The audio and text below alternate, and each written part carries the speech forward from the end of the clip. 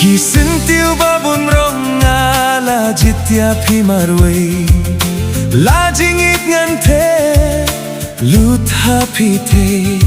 bankletya phidalei leingam la shisha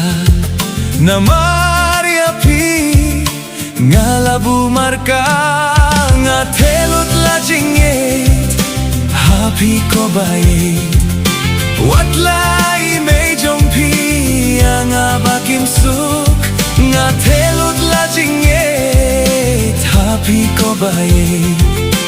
watlai mei jong phi nga bakim suk watlai mei jong phi bakim suk yaki kular batyang inyai susing wala mei jong phi bakim suk yaki kular batyang inyai susing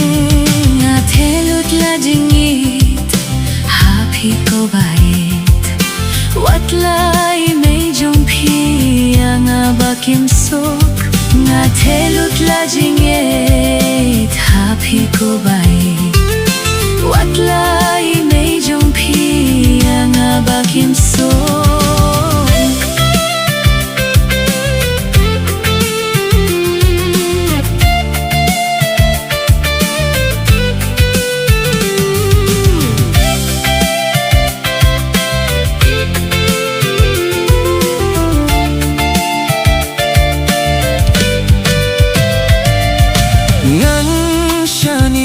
Shitli ko baye tang happy ngan shania shitli ko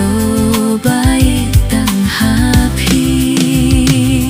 nga telut la jingit happy ko baye watlai mei jong phi nga bakim suk nga telut la jingit happy ko bai watlai mei jong phi nga bakim suk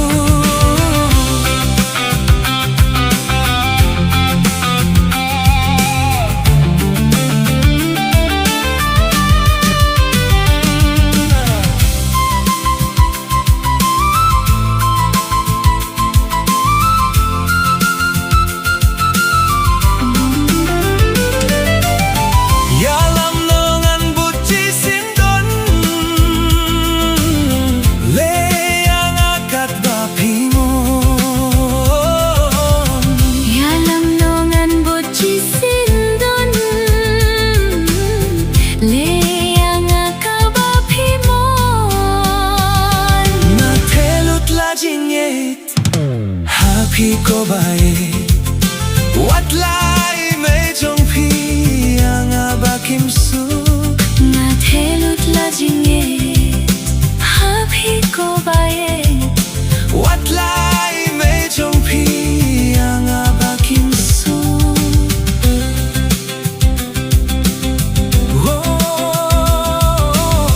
what chau matit what kuslai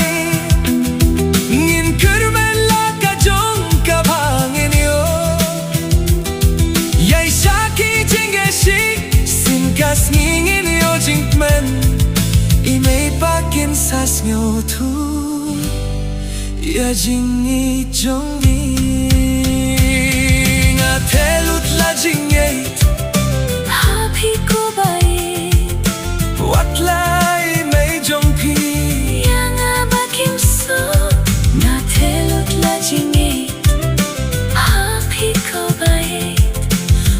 la